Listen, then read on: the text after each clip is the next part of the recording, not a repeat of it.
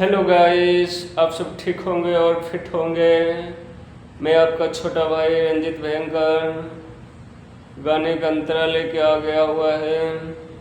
आपका प्यार तो मिलता है, लाइक सब्सक्राइब मिलता नहीं है।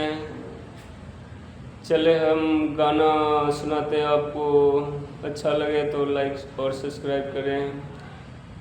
9,000 के नौकरी सोइया मिल गइल छोकरी मन भावना।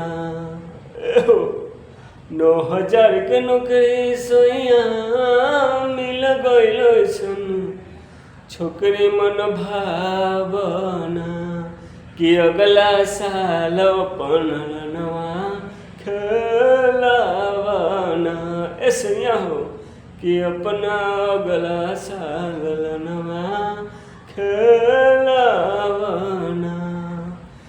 माए बापू के तू मन हसन तू निभावना। माए बापू के तू मन हसन तू निभावना कि अगला साल पलनवा खेलावना। ऐसे हो कि अगला साल पलनवा खेल